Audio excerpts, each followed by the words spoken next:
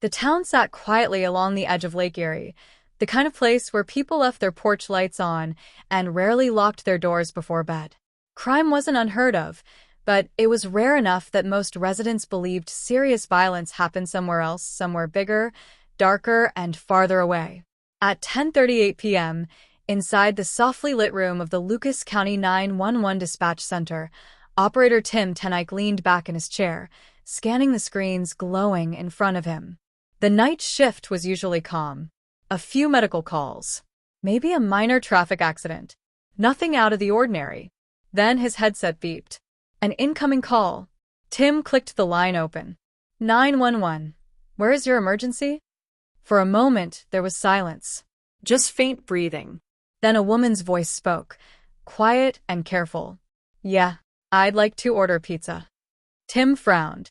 Ma'am, you've reached 911. Yes, she replied quickly. I know. I'd like to order a pizza for delivery. Tim sighed under his breath. Prank calls weren't unusual, especially late at night. Ma'am, he said patiently, this is the emergency line. If you want to order pizza, you need to call a pizza place. There was another pause. When the woman spoke again, her voice sounded tighter. No, she said slowly. I need a large pizza with pepperoni. Tim leaned forward slightly. Something about the way she said it felt off.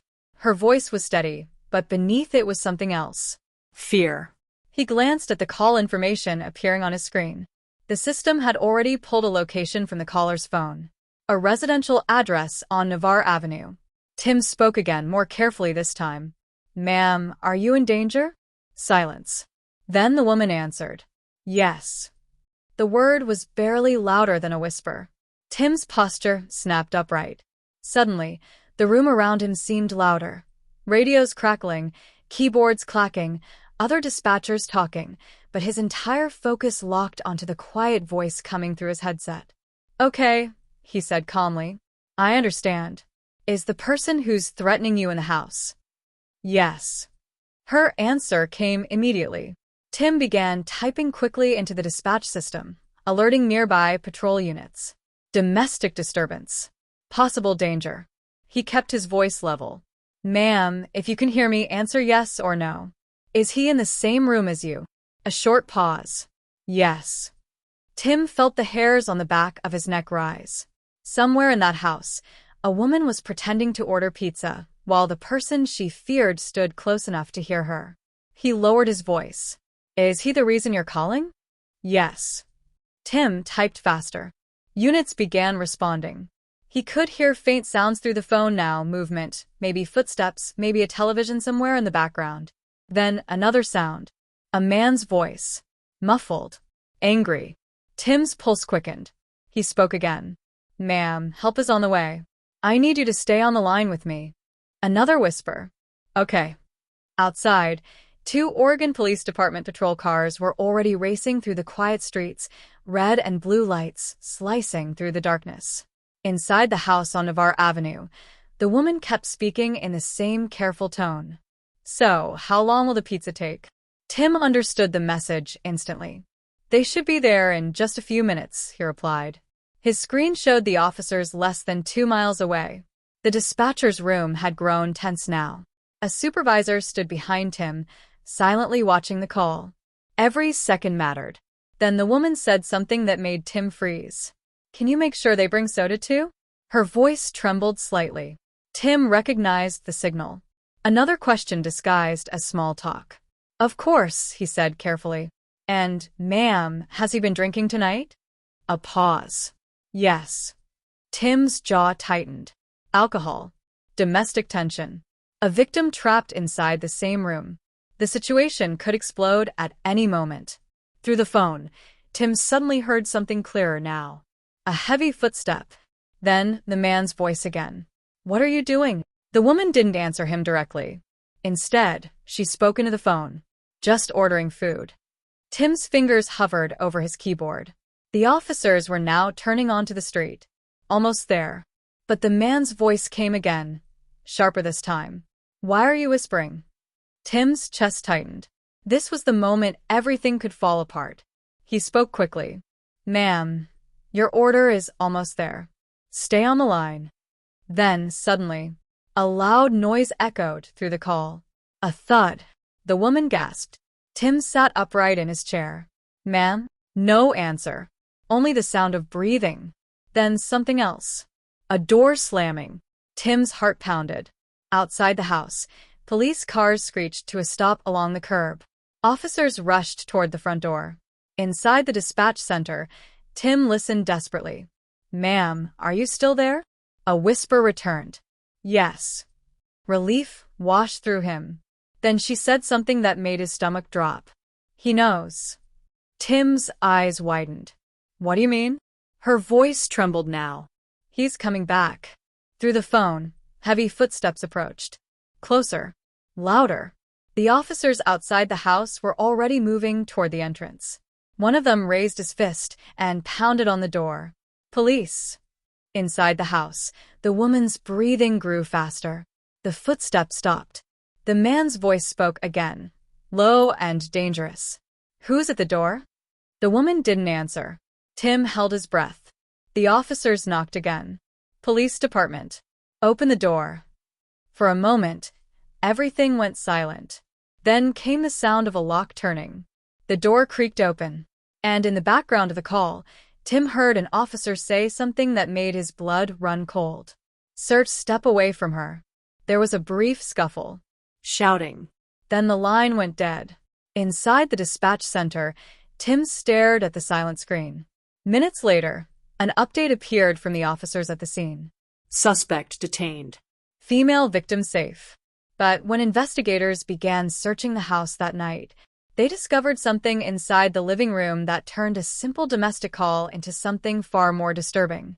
Because scattered across the floor were broken picture frames, smashed furniture, and signs that this hadn't been the first time violence had happened in that house. And hidden inside a bedroom drawer, police found a stack of old police reports, each one describing incidents that had never been fully investigated. But the last report, written just 3 weeks earlier, contained a detail that would change the entire case. Because according to that document, someone else had already tried to call 911 from that same house, and the call had ended before a single word was spoken.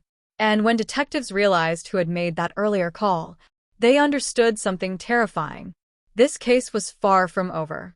The police cruiser's lights still painted the quiet Oregon street in flashes of red and blue as officers stood inside the small house on Navarre Avenue. What had started as a strange 911 call about a pizza order was quickly turning into something deeper, something darker. The woman who made the call sat wrapped in a blanket on the living room couch. Her hands trembled as paramedics checked her for injuries. A bruise was forming along her wrist where someone had clearly grabbed her too hard. Her name was Michelle Carter, 34 years old, worked part-time at a local pharmacy. Neighbors described her as quiet, polite, the kind of person who waved when she walked her dog down the street. Standing in the hallway nearby, handcuffed and visibly angry, was Gregory Halstead, her boyfriend of nearly 3 years. Officer Daniel Harris watched him carefully while another officer read him his rights. Gregory didn't look afraid. If anything, he looked irritated. "This is ridiculous," he muttered. "We had an argument. That's it." Behind them, detectives were already beginning to search the house. A broken lamp lay on the floor near the coffee table. A picture frame had shattered against the wall. One of the dining chairs was knocked over. None of it looked like a simple disagreement. Detective Laura Bennett stepped carefully through the room, scanning everything.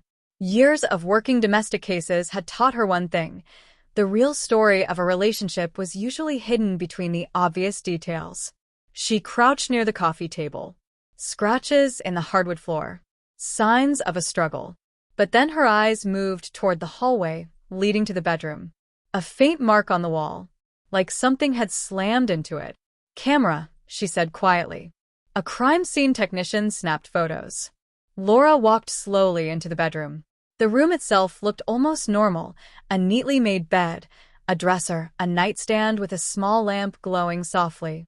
But one drawer of the dresser had been pulled open. Inside were documents. Laura slid them out carefully. Police reports. Old ones. She flipped through them. Each report described a disturbance at the same address. Neighbors calling about shouting. Arguments heard through the walls. One report described a possible assault, but the victim had declined to press charges. Laura frowned. The date stretched back nearly a year. This wasn't a one-time incident. This was a pattern. She continued flipping through the papers until she reached the final report, dated 3 weeks earlier. Her eyes paused on a line in the report. 911 hang-up call received from residents. Caller disconnected before speaking. Laura stared at it. Then she turned back toward the living room. Michelle was sitting with the paramedic, staring down at the floor. Laura approached slowly and sat across from her. "Michelle," she said gently, "I'm Detective Bennett. I just have a few questions, okay?"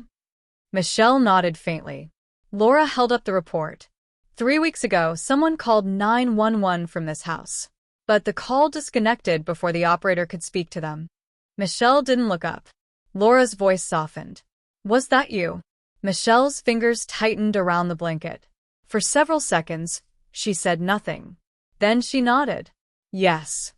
Laura leaned forward slightly. "What happened that night?" Michelle swallowed. "I tried to call, but he came back into the room." Gregory's voice suddenly echoed from the hallway. "She's exaggerating everything." Officer Harris immediately stepped closer to him. "Quiet." But Gregory kept staring toward the living room. His eyes locked onto Michelle. The look was cold, threatening. Laura noticed it instantly. She turned back to Michelle. "You're safe right now," she said firmly. "He can't hurt you." Michelle finally lifted her eyes. Tears glistened in them. "You don't understand," she whispered. Laura held her gaze. "Then help me understand." Michelle hesitated. Then she leaned forward slightly. "What if I told you tonight wasn't the first time he almost killed me?" The words hung in the air like ice. Laura felt a chill move through her chest. "Almost killed you," she repeated quietly. Michelle nodded slowly. Her voice trembled as she spoke. 6 months ago, we were arguing in the kitchen. He got angry. Really angry. She glanced toward the hallway. He grabbed me by the throat. Laura's expression darkened. Michelle continued. "I couldn't breathe. I thought I was going to die." The paramedic nearby stopped writing his notes. The entire room seemed to go still. "What happened next?" Laura asked. Michelle's eyes filled with tears. "He stopped right before I passed out." Laura looked toward Gregory again. The man stood quietly now, staring at the floor. But his jaw was clenched. Laura turned back to Michelle. "Why didn't you report it?" Michelle wiped her eyes. "Because he said if I ever called the police, things would get worse." Laura's stomach tightened. This was the part that always came too late. Victims waiting until the danger reached its peak. But tonight, Michelle had finally found a way to ask for help. Through a fake pizza order. Through a whisper. Laura stood slowly. She walked into the hallway where Gregory stood. "You ever put your hands on her before tonight?" she asked. Gregory laughed. "This is crazy. She's lying." Laura watched his face carefully. People told the truth with their words, but they told the real truth with their reactions. And Gregory's reaction wasn't fear. It was anger. Dangerous anger. Laura stepped closer. "You know what's interesting?" she said calmly. Gregory raised an eyebrow. "That call tonight? The one where she ordered pizza?" He shrugged. "So what?" Laura's voice lowered. The dispatcher recorded everything. For the first time, Gregory's eyes flickered. Just slightly. Laura noticed. She leaned in. "And we heard you." Silence filled the hallway.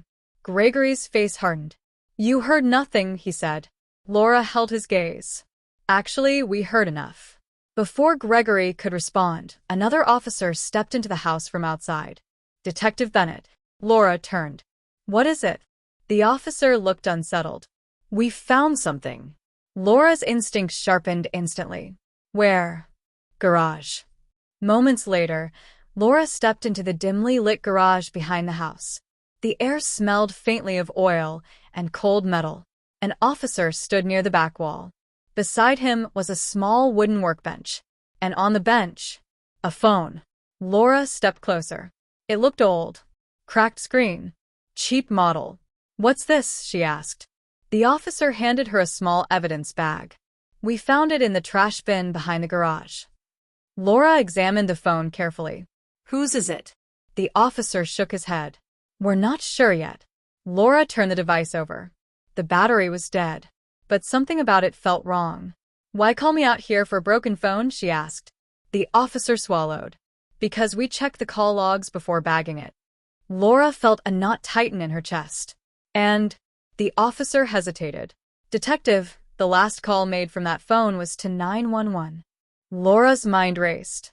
What time? The officer looked at his notes. 3 weeks ago. The exact date of the hang-up call. Laura stared at the phone. One detail didn't make sense. Michelle had said she tried to call, but Gregory walked back into the room. So, why was the phone in the garage trash bin? Laura turned slowly toward the house. Inside, Gregory stood in handcuffs under the hallway light, watching. And suddenly, a chilling possibility crept into Laura's mind. What if Michelle hadn't been the one who made that earlier call? What if someone else inside this house had tried to reach 911 that night and never got the chance to explain why? And when investigators pulled the number from that phone, they discovered something that made the entire room go silent. Because the phone wasn't registered to Michelle. It belonged to a woman who had been reported missing nearly a month earlier.